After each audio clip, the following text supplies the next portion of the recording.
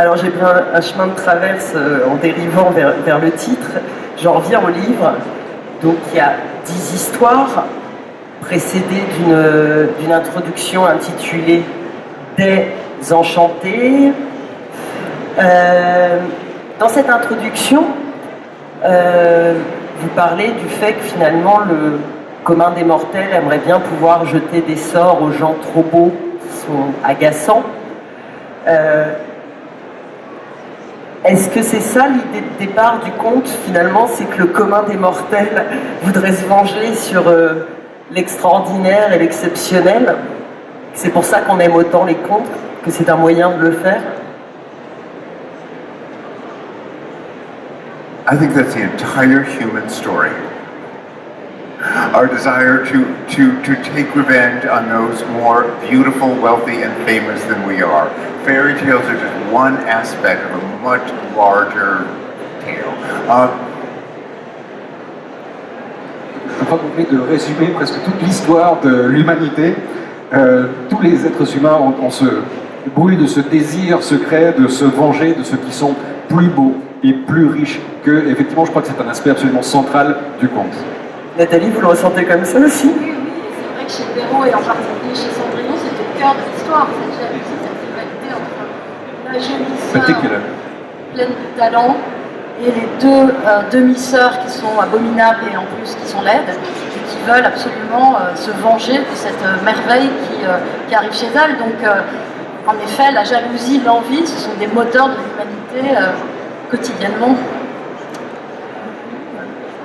Et ce que moi j'ai essayé de faire, juste pour finir là-dessus, c'est que le rempart contre cette adversité et contre cette hostilité mais ouverte de ces deux demi-sœurs à l'égard de Cendrillon, ça va être la culture, ça va être la lecture et ça va être la vie intellectuelle. On va y arriver, vous inquiétez pas. Donc, Michael, chez vous, il y a 10 histoires. Comment on choisit le corpus? J'ai repéré majoritairement des contes de Grimm, mais pas que. Il y a la Belle et la Bête, qui n'est pas un conte de Grimm, il y a eu 2 versions de romancières du 18e. Il y a un conte d'Hans Christian Andersen, à partir du Vaillant Soldat de plomb.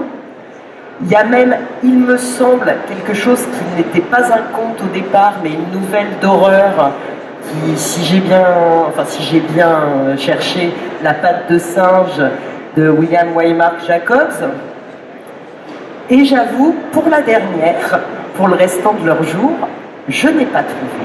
Alors je me suis demandé, mais peut-être est-ce issu de mon cerveau malade, s'il y avait une vraie référence à un conte pour la dernière histoire, ou si vous l'aviez inventé à partir de plein de souvenirs cumulés, sachant qu'en plus c'est la seule qui commence par « Il était une fois ».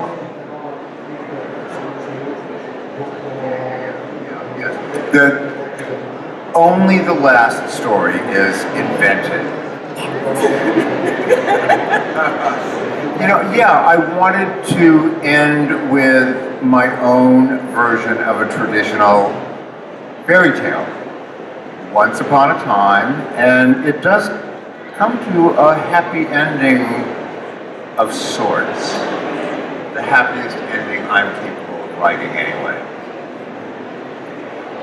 Vous avez parfaitement raison, seul le dernier conte de ce recueil est entièrement inventé. J'avais effectivement envie de finir cet ouvrage sur ma propre version de ce que pourrait être un conte traditionnel. Et effectivement, ce conte-là se termine commence par les fameux mots « Il était une fois » et se termine avec une fin presque heureuse. But I know you had there earlier, No System, and they were my favorite stories. I didn't want it to feel at all academic. I didn't want there to be a clear theme. If there's a theme, it should suggest itself. They were my favorite stories, and my favorite stories were always the ones that gave me nightmares. Wow, that was a really good one. that made me wake up 7 times during the night. En ce qui concerne le choix des contes, je veux dire que mon choix s'est porté simplement sur mes contes préférés. Je ne voulais certainement pas que ce recueil prenne un aspect de recueil un peu universitaire. Je ne voulais pas qu'il y ait une thématique centrale apparente. Si une thématique émerge, c'est de manière parfaitement spontanée. Simplement, ce sont là mes contes préférés et sans doute les contes qui me donnaient des cauchemars enfant, les contes qui me faisaient vraiment dire, gamin, waouh, c'est incroyable, les contes qui me faisaient me réveiller en sueur 7 fois dans la nuit. Voilà. Alors, moi je voudrais qu'on en revienne à la morale de l'histoire, parce qu'on oublie un peu, enfin la postérité, surtout avec Disney, a fait qu'on oublie parfois qu'il y avait des moralités à la fin des contes de Perrault et des contes de Grimm, et pour ne garder que le côté conte de fées. Or, chez Perrault et les autres, il y avait une morale, exactement comme dans les fables de La Fontaine. Alors, chez Michael, parfois elle arrive classiquement à la fin, mais parfois j'ai l'impression que la morale, elle est distillée plus légèrement au cours du texte. Et chez vous, Nathalie, la morale de Cendrillon, vous en faites quelque chose d'extraordinaire, vous avez commencé à le dire tout à l'heure. Oserais-je dire quelque chose de féministe? C'est-à-dire que la morale de l'histoire, c'est que pour les femmes, l'accès aux livres et à la connaissance est bien plus important que les fanfreluches. Non seulement que les fanfreluches, mais aussi que le mariage, que l'amour et que la famille. Mais en fait, je crois qu'il n'y a pas vraiment de morale chez moi dans la mesure où il n'y a pas de clausule à ce conte, il n'y a pas de clôture vraiment. Et surtout, il n'y a pas de réconciliation et il n'y a pas de happy end, comme on dit, puisqu'elle va en effet aller vers un destin de liberté, mais qui est aussi un destin de solitude, puisqu'elle renonce au cercle familial, elle renonce à ses sœurs qui finalement sont devenues gentilles, hein, contrairement à ce que fait Perrault, et elle renonce à un certain confort de vie que lui donne sa marâtre, puisqu'elle l'adopte définitivement. Et elle renonce à tout ça, pourquoi? Parce que dans cette époque qui est indéterminée, dans mon histoire, il est encore difficile d'être et une femme et une intellectuelle, et qu'une femme est normalement, je dirais, préposée à ce que vous appelez les fanfreluches, c'est-à-dire à la beauté, à la joliesse, à la domesticité et à une forme de passivité sociale. Et c'est vrai que cette Cendrillon-là ne veut pas de tout ça, elle a pris goût à la lecture, elle a pris goût au débat intellectuel et à la vie des idées, et d'y renoncer, ce serait trop coûteux. Donc finalement, à la fin de ce conte, elle s'en va, elle renonce à tout ça, mais elle est seule. Elle est seule, et non seulement elle est seule, mais elle n'est même pas réconciliée, puisqu'elle a dû apparaître comme un garçon, et elle est encore obligée de se travestir et d'apparaître comme un garçon pour pouvoir vivre cette vie-là. Donc, à aucun niveau, je dirais, il n'y a de happy end, et ils vécurent heureux et eurent beaucoup d'enfants. Ça marche pas, là. N'existe absolument pas dans mon histoire, ni au début, ni à la fin, ni jamais, finalement. La liberté a un coût. La liberté a un coût quand on veut obtenir certaines choses. Yeah, happily ever after some days. If you are very lucky, the world gives you some of what you want. The world can't give you everything you want. The world can't give you a career as an intellectual while you're a pretty girl and the life of the party and a wife and a mother. Well, maybe some people out here have that, but you know what I mean. I think a happy ending is happy because the character got something. So many people get nothing at all. Be happy with this. Don't worry about that. That to me is a proper moral ending.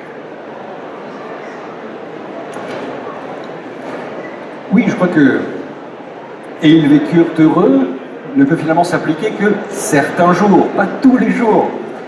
Je crois que finalement on ne peut pas s'attendre à ce que, même dans le conte, on ne peut pas s'attendre à ce que la vie donne au personnage absolument tout ce qu'il désire. La vie ne peut pas donner au personnage de Cendrillon, par exemple, la possibilité d'être à la fois une femme, une épouse, une intellectuelle, une amoureuse, enfin, on ne peut pas tout avoir. Je crois que une fin heureuse, et finalement une fin heureuse si les personnages finissent par obtenir quelque chose, quoi que ce soit, quelque chose. Il faut savoir s'en satisfaire. Je crois que s'il y a une moralité à mes propres comptes, ce serait plutôt ça, le fait de savoir se satisfaire de ce que la vie vous donne. I feel like I could always smell the bullshit in Happily Ever After. That it was sort of meant to make us feel bad because we weren't happy about everything all the time. I just prefer the truth. I know that's perverse. Oui, j'ai toujours trouvé que il y avait quelque chose qui sentait un peu bizarre dans ces derniers mots de « et ils vécurent heureux ». J'ai toujours eu l'impression que finalement ça visait à nous faire en sorte que nous nous sentions mal comme lecteurs, mal de ne pas être heureux tout le temps. Et moi je préfère tout simplement bien qu'on parle vrai, voilà, qu'on dise la vérité. En même temps, ils se finissaient pas forcément tous par être vécurent heureux et eurent beaucoup d'enfants. Quand il y avait la morale à la fin, ça pouvait être beaucoup plus dur que ça aussi chez Perrault. C'est vrai, il y a des contes qui sont cruels jusqu'au bout, mais il y a quand même cette idée de réconciliation à la fin dans la plupart des contes, et cette idée de collectif, enfin de île au pluriel. Et c'est vrai que, par exemple, dans ma version, il n'y a absolument pas de île. Non seulement il n'y a pas de île, mais il n'y a même pas de île au singulier, parce que le prince charmant est pulvérisé, en fait. Il est magnifique, ce prince charmant. Il est pulvérisé, et cette alliance ou cette union est totalement impossible entre eux. Et finalement, cette Cendrillon n'attend rien, elle n'attend personne. Donc le prince charmant, par définition, c'est celui qu'une femme attend. Et là, il n'y a plus d'attente possible, et tant mieux, puisqu'elle passe à l'action, et il y a une action qui, certes, va lui donner un peu de solitude, mais qui va lui donner tellement autre chose. Et comme disait Michael, je pense qu'en effet, ce qui compte, c'est pas tellement ce que la vie vous donne, c'est que vous émettez des priorités dans la vie, vous énoncez un désir, vous courez après ce que ce désir peut vous apporter, mais parfois, il n'y a qu'une chose, mais elle a tellement de prix qu'on ne peut pas tout avoir, en effet.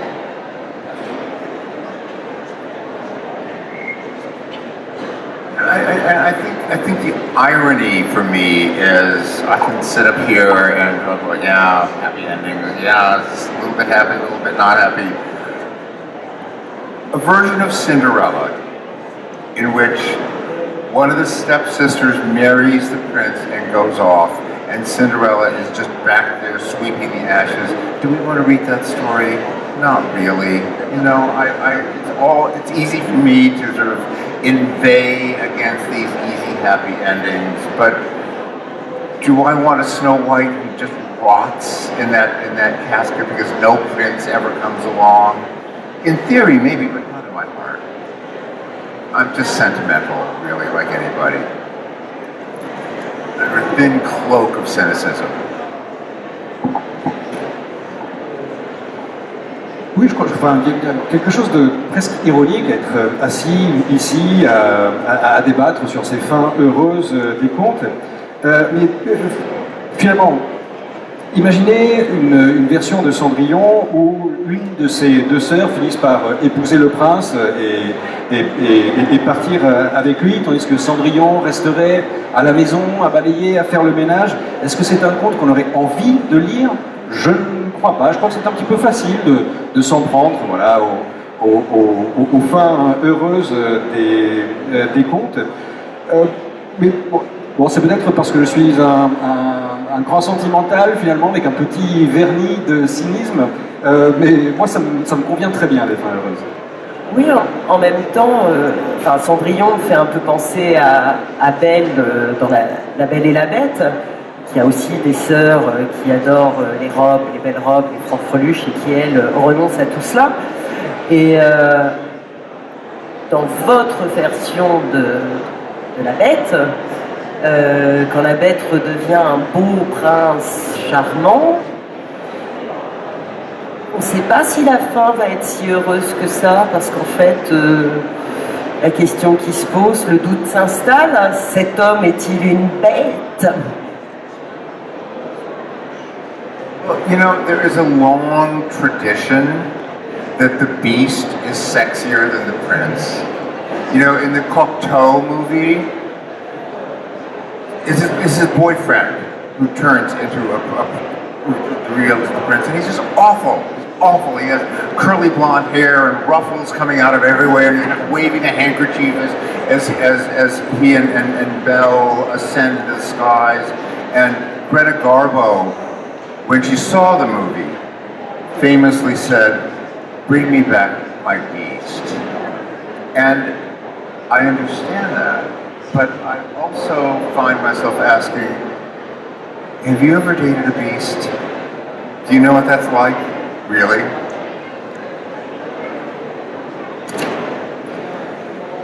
Bon, effectivement, il y a une longue tradition dans les versions de ce conte, une longue tradition qui veut que la bête soit finalement beaucoup plus sexy, beaucoup plus séduisante que le prince.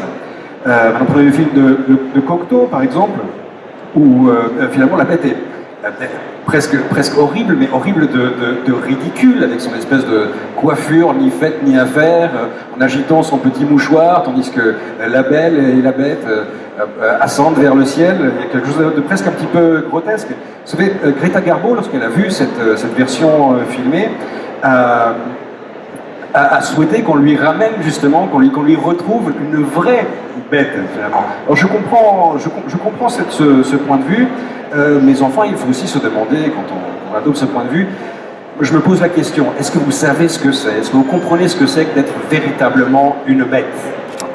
Il faut se poser la question.